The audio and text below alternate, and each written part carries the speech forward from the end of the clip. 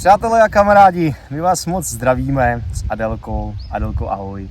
Ahoj. Ahoj, ahoj. Já jsem přijel za Adelkou do Peček navštívit ji. My jsme před chviličkou pro vás natočili 3 parádní cvičení. Jak se ti líbil dnešní trénink se mnou, Adelko? Skvělý. Dobrý to bylo, viď? Moc jsem si to užila. A který byl takový nejlepší z těch tréninků? Prostřední. Ten Prostřední. Ten druhý, to jsme cvičili s kettlebellem, posilovali jsme kompletně celé tělo, zadeček, i trochu břicho a ruce. Tak, my jsme vlastně natočili první cvičo, jelikož jsem přišel a viděl jsem Adelku, jak je promrzla, že jo, máme trošičku pod mrakem, tak jsem si říkal, dáme tam nějakou zahřívačku, takže první trénink byl vlastně formou kardia. Takže to byla docela jízda, viď? Nějakých těch 16 minut jsme pořádně se zapotili. A potom jsme právě to druhé cvičení zhruba 20 minut cvičili s kettlebellem. To bylo vlastně cvičení zaměřené, dá se říci, na celé tělo. Pěkně jsme projeli všechno, dá se říci. No a poslední cvičo, musím říct, že to se mi asi líbilo nejvíc, protože tam jsme cvičili bříško. Cvičili jsme tam vlastně záda a hlavně jsme se i pěkně protáhli na zádech. Což bylo super, Jo, viď? to bylo perfektní. No, jinak lidičky, Adelka vlastně už v programu Pedrofit je nějakým 3. rokem, Adelko? Zhruba 3. rokem, je pravda, že asi s nějakou rok a půl pauzu, pak jsem se vrátila, protože mi to chybělo a hlavně když jsem si cvičila sama bez vás, tak já jsem si cvičila jenom ty cviky, které mě baví. Aha, vidíš to? A teď, když jsem ve vašem programu, tak mám jasně daný program. Ano, jasný. A procvičujem úplně celé tělo. No. Tak to je docela velmi zajímavý, což vlastně samozřejmě mě to nahrává vlastně se tě zeptat, protože je pravda, že spoustu lidí vlastně cvičí jenom to, co potřebuje, že jo, kolikrát samozřejmě holky mají takový ty problémové partie, jako je bříško, zadek, jo, takže nejvíc vlastně cvičí tady ty partie, ale zapomínají vlastně cvičit hodný část těla. A je pravda, že v našem programu tam to máme komplet. No. Adelko, ještě se zeptám, ty jsi dřív sportovala, někdy cvičila si takhle, než jsi vstoupila vlastně do našeho programu Pedrofit? Ne, já jsem s váma začala v podstatě, když jsem potřebovala zhubnout. Já jsem zhubla nějakých 16 km s váma. Je pravda, že od té doby, jako když jsem s váma končila, tak to jsem byla v nejlepší top formě, takže teďkom asi nějaký ty 4 kilča jsou tam nahoře, nicméně to neřeším, protože vím, že mám určitě víc svalové hmoty a svalová hmota jako váží víc než tuk. Přesně tak, takže přesně to neřeším a ono je v podstatě důležitý, hlavně to, jak se člověk cítí. Ano. Že má energii.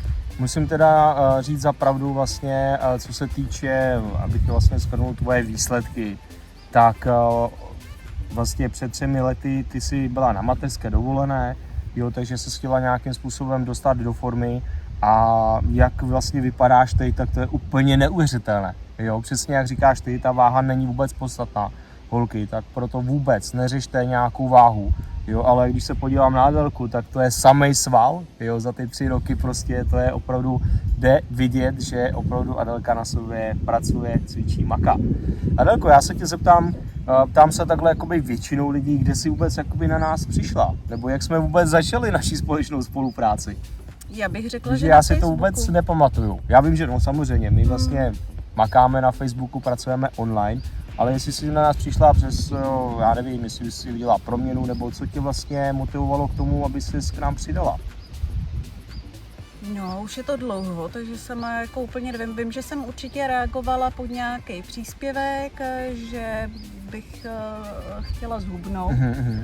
Pak si mi napsal ty zprávu a už jsme pak spolupracovali. Perfektní. Měla tréninky. Super. A zeptám se tě, která cvičení tě u nás jakoby baví nejvíc, co se týče jakoby toho sestavení tréninku a tak dále. Co máš nejradši? Vím, že když jsme cvičili první trénink dneska spolu kardio, tak to tě moc jako nebavilo. Kardio mě nebaví, to je pravda, ale mám strašně ráda silový tréninky, takový ty klidovější, kdy se jede pomalejší tempo, dává se pozor na správnou techniku a opravdu ty svaly jsou cítit, že pálej, že bolej, tak to mě baví. Takže spíše více posilování. Posilování, no, a úplně nejradši teda posiluju zadek a pak i ruce. Super, perfektní. No a další taková otázka, strava. Jo, protože musím říct, že tedy, jelikož pracujeme se spousty klientů, tak vždycky píšou, Pedro, já prostě cvičení zvládám, ale ta strava vůbec mi to nejde. Jak to máš se stravou? No, přiznám se, já když jsem vstupovala do projektu, tak já jsem měla ten jídelníček zoufalej. Já jsem se opravdu odbývala, já jsem jedla převážně rohlíky s něčím. Aha. Ono se jako člověk... Takže vlastně předtím, než jsi vstoupila do programu, tak ses nestravovala jakože zdravě, vyváženě a tak dále. Ne, vůbec. Ale čím to bylo? To by mě zajímalo. Člověk byl lenivej, odbýval se. Odbýval jako sám sebe. No. A radši se postaral o ty děti, než aby si jako připravil to jídlo jako sám pro sebe. No. Děti měly příkrmy, neměly takovou tu stravu, co my, takže člověk jako sám na sebe už nedával takový. No a čím se to změnilo u tebe? Nebo jak to vypadá teďkom? Jak se stravuješ teďkom? No teď se zajímám celkově o zdravý životní styl, takže si zjišťuju, jak by měl být poskládaný jídelníček. Občas se někde inspiruju nějakým receptem a snažím se ty jídla si sestavit tak, aby byly ze zdravých surovin. Ze zdravých surovin a hlavně přiměřený porce, protože já vím, že jako člověk jako se dokáže strašně rozjíst, že opravdu dokáže ten žaludek si roztáhnout a jí mnohem větší porce, než by měl. Super. A jak třeba teď vypadá tvůj jídelníček? Jaké potraviny preferuješ? Kolikrát třeba denně jíš? Nebo řekni nám, jak vypadá třeba tvůj běžný den, jak se stravuješ? Co si dáváš třeba ke snídani? Jaký máš ráda jídla? Jaký jsou tvoje oblíbené jídla? Ke snídani mám nejradši vajíčka. Jako za mě je to podle mě úplně nejlepší začátek dne, protože v tom máte bílkoviny. A co si budeme povídat, ono jako se řekne jako cereálie s jogurtem. Člověk si myslí, že je to zdravý jídlo, ale jsou to všechno jídla, které jsou postavené na sacharidech. Že obsahují hodně sacharidů. Takže já preferuju právě ty vajíčka na snídani. No ale dáváš si k těm vajíčkům ještě něco, nebo nějaký pečivo, nebo něco takového? Občas si k tomu dám pečivo s máslem a občas si k tomu dám třeba jenom zeleninu. Takže jako vynecháváš sacharidy?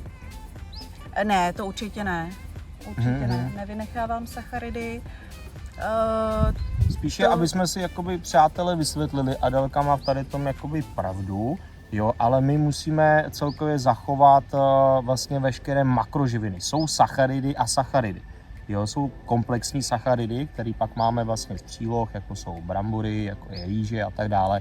A tady ty sacharidy tělo opravdu potřebuje. Jo, je to takový, dá se říct si, zdravý přísun cukru, jo, a je to důležité, aby to ve stravě bylo. Jo, bílkoviny, vajíčka, ty taky právě miluju na jakýkoliv způsob. Jo, takže vždycky přijdu vlastně po tréninku, protože většinou se snažím trénovat ráno. A ráno úplně nejím, dávám si třeba protein, abych prostě něco do sebe dostal, nechci být zase takový jakoby těžkej. Potom vlastně, až se vrátím z tréninku, tak si právě dávám i vejce, tak jako tady Adelka, takže vejce jsou opravdu super a určitě pokud je máte rádi, rozhodně bych je nevynechával. No a co svačinka, oběd a tak dále, kolikrát třeba během toho dne jíš? Dřív jsem jedla, když jsem hubla s váma, tak jsem jedla zhruba 5krát, teď už jim teda 4krát.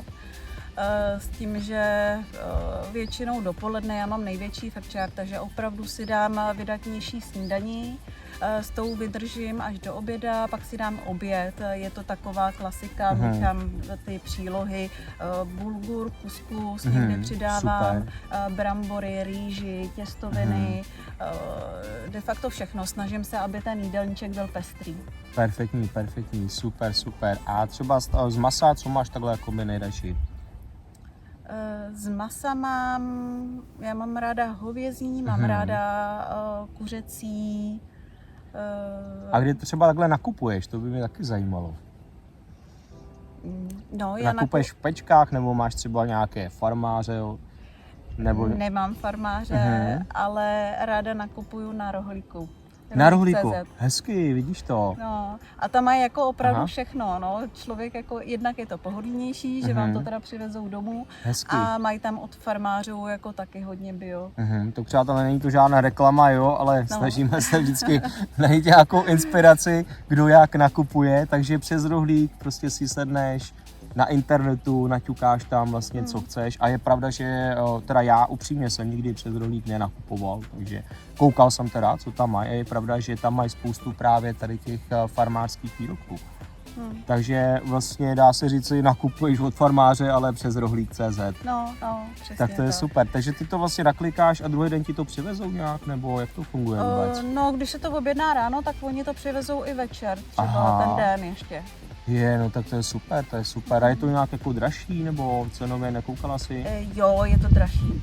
Je to dražší, když to přivezou, asi jako je to logický, protože člověk platí za tu dopravu. Jasný. Ale zase na druhou stranu, já teda, když jsem šla do obchodu, tak se mi stávalo, že když jsem neměla jako vyloženě sepsaný jako rozpis na nákup, tak jsem vždycky na něco zapomněla. Ano.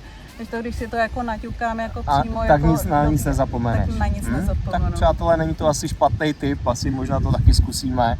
A co si budeme, člověk, když vlastně někam pojede, že jo, samý fronty a tak dále, asi to může být pohodlné. No super, Adelko, super. A zeptám se tě, co se týče ještě stravy, připravuješ si třeba ty jídla dopředu nějak, nebo vaříš ten daný den? Většinou vařím v ten daný den, ale je pravda, že jako já neumím vařit nějak pro méně lidí, takže já toho většinou navařím víc. Super. A stává se mi, že i děti to moje zdravé jídlo nechtějí jíst, takže teďkom aktuálně bojuju s tím, abych si vymyslela jídelníček, který bude chutnat jak dětem, tak mě a bude to zdravý. Super. No a jak to třeba vypadá? Děti jedí podle tebe, nebo musíš vařit nějak extra zvlášť pro rodinu? Někdy pro ně musím vymýšlet opravdu jídlo zvlášť, protože ty děti jsou rozmlsaný, většinou mají opravdu radši ty nezdravější jídla. Vidíš to, no. Teď jsem teda vymyslela jako jedno jídlo na večeři, plněná tortilla. Hezky. Tak to bylo výděčné jídlo, to zbaštili všichni, chválili si hezky. to. A tak co to bylo za tortilu, co si tam dělala dobrýho? Osmažila jsem si tam kuřecí prsnička naložený v bylinkách, pak jsem k tomu nakrájela už jenom zeleninku, udělala jsem si marinádu z avokáda, trošku majolky a mrkvičky. Hezky. No a takhle jsem to zabalila do té tortily a to jim chutnalo. A všem tekly sliny. Vidíš to, no tak možná příště zase vymyslet nějakou tortilku a dát tam třeba kuskus, burgur a něco takového jakoby bez stylu. Možná je láká právě, že to je asi v té tortile. Jo, a s těmi dětmi se asi musí pracovat takhle. No. Tak, Adelko. Mám tady pro tebe další takovou otázku, co se týče vlastně takové tvé budoucnosti. Co by si chtěla třeba, jestli máš nějaké cíle, co se týče tebe, jestli chceš něco na sobě zlepšovat, nebo jak celkově vnímáš teďkom takovou tu svoji situaci. Jsi spokojená se sebou, nebo máš ještě nějaké cíle, co by si chtěla zlepšit? Já teďkom se sebou spokojená jsem. Nicméně můj cíl je v podstatě se tam udržet, protože vím, jak jsem se cítila předtím, když jsem měla kila navíc. Neměla jsem svalovou hmotu, byla jsem obalená tukem, byla jsem těžká, nemotorná, bolelo mě i tělo, i pohybový aparát mě víc bolel. Takže mým cílem je udržet se tam, kde jsem, abych měla víc energie, abych se prostě cítila dobře. No. Přesně tak, přátelé. Já si myslím, že tady to byla naprosto krásná odpověď Adelky, protože kolikrát samozřejmě není to o tom, že člověk potřebuje nutně zhubnout nějakých 20 kg. Samozřejmě ty kila navíc nás vždycky v tom životě brzdí. Jo, ten pohyb je opravdu omezený, fyzická kondice je taková špatnější. A akor, když člověk má děti, rodinu, tak chce pro tu rodinu tady být delší dobu. Jo, a pak ve finále, když vidíte, že ty děti jsou takový hraví a člověk je pak nestíhá, tak je to pak samozřejmě taková ta přítěž. Jinak Adelko, já se tě ještě zeptám, my trošku ty otázky přeskakujeme, ale myslím si, že bude to dávat smysl.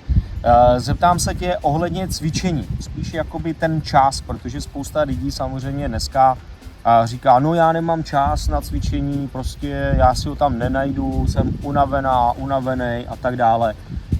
Zajímá mě, kdy cvičíš, jestli se musíš nutit nějakým způsobem do cvičení, nebo už to máš už v sobě takový jakoby sugerovaný, že prostě každý den už máš nějaké své úkoly a vyloženě se třeba na to cvičení těšíš, netěšíš. Jaké máš z toho pocity? Jak je to u tebe? Já už mám vybudovanou takovou svoji rutinu. To už je v podstatě jako člověk, když si ráno jde vyčistit zuby, to tak jako děláte rutině, jo? Tak já prostě jdu a ráno si zacvičím. Ne vždycky se teda do tréninku těším, někdy se těším, někdy se netěším, někdy je člověk lenivější, nechce se mu, ale i tím, že mám prostě ten program, tak prostě přesto nejede vlak a jdu a zacvičím si a pak jsem prostě šťastná, mám radost, že jsem to zvládla, že pokračuju dál. To je hezký, přesně tak, přesně tak. Po tom cvičení je to vždycky takový ten nejkrásnější pocit, víš? No. Že člověk je takový spokojený, nabitý, takový jakože happy. Jo, happy a je to prostě fajn, takže já vím, o čem mluvíš. Je to opravdu super, akor teď jsme dali spolu tři cvičení a jsem takový jako nabitej, jo, takže dneska si dám asi ještě nějaký běh. Adelko, já ti moc děkuju za krásný rozhovor, no a ty si nám tady i ještě přinesla nějaký takovýhle pěkný dárek, krabička, vůbec nevím, co to je, netuším. Jo, a tady ten dárek nám Adelka věnuje, přátelé, do naší 3měsíční výzvy, která teď už momentálně probíhá. Jo, Adelko, a ty nám prosím musíš vysvětlit, co to vlastně vůbec je. Co to je za dárek, na co se lidi můžou těšit, co můžou vlastně vyhrát. Je to v podstatě dáreček na transformaci těla, takže v podstatě, kdo vydržíte výzvu s Pedrem až do konce, a to jsou 3 celý měsíce. Ano, přesně tak. Tak pak budete zařazeni do slosování o ceny a já jsem týmu Pedrofit přispěla tady tím dárkem. Já to teda otevřu, aby jsme do toho nahlídli. No, aby jsme mohli lidem vysvětlit vlastně, na co se můžou těšit, co můžou vyhrát. Tady ode mě nějaký vzkaz, abyste k tomu jako věděli. Tak já to podržím, ať nám to neto. Je, to je krásný, gratuluji k výhře, to už je jako napsaný. Tak to je nádherný. Ježiši, no tak to je krásný. No, super. Takže, akorát mám telefon. Máš to, někdo ti volá. No. Tak to vysvětlíme, pak zavoláš zpátky. Jo, no jasný, vydrží to chvilku, vy? To vydrží. No. Takže je tam v podstatě, tady to je jeden doplněk stravy, který obsahuje CLA a kolagen. Aha. Je to v jednom. Mimochodem mě teda strašně chutná, takže pro mě po tréninku je to jako odměna. Zabraňuje ukládání tuku, pomáhá regeneraci a pomáhá zachovávat svalovou hmotu, což jako je super. Mnoho žen to používá hnedka ráno, aby jim to pomáhalo spalovat v průběhu celého toho dne. Nicméně já si ho strašně ráda dávám po tréninku, protože mě pak nebolej svaly, pomáhá mi to strašně s regenerací. Takže je to dobrá věc na regeneraci. I díky kolagenu, pohybový aparát a tak dále, pleť. Paráda. Tak to jako slyším poprvé o tady těch doplňcích. No, pak mám tady vlákninu. Ta je super vláknina, pokud jíte málo ovoce, zeleniny a ty vlákniny, jako obecně bych řekla, že my přijímáme v té stravě strašně málo.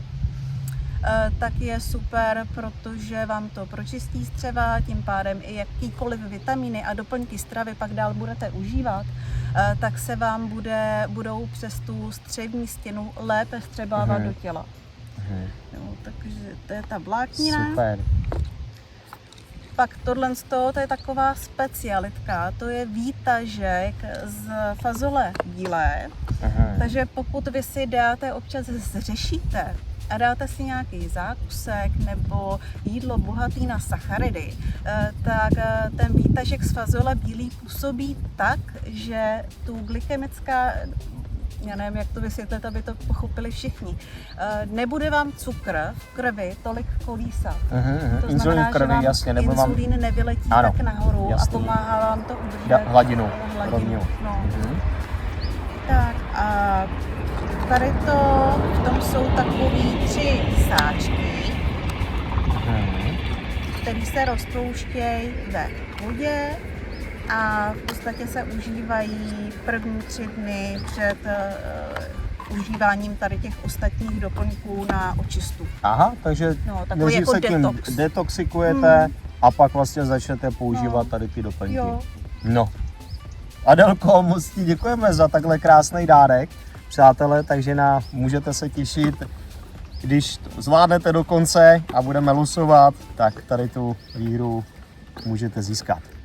Adelko, já ti moc děkuju za dnešní společný trénink, za krásné povídání. Doufám, že to pro vás bylo inspirací. Adelka, která s námi už maká přes 3 roky. Samozřejmě my se moc těšíme na další společnou spolupráci. Adelka taky jede výzvu, tak doufám, že nevyhraješ svůj dárek. No, taky jsem si to říkala, Peťo. Ne, ale tak vy byste tak... mi to snad vyměnili. My bychom to vyměnili, to určitě, přesně tak. Lidičky. No a hnedka za tady tím videjkem se můžete vlastně podívat na proměnu Adelky a na náš sestřih dnešního tréninku. Mějte se krásně, cvičte, makejte a těšíme se zase příště. Mějte se krásně, lidičky. Ahoj. Ahoj. Čau, čau.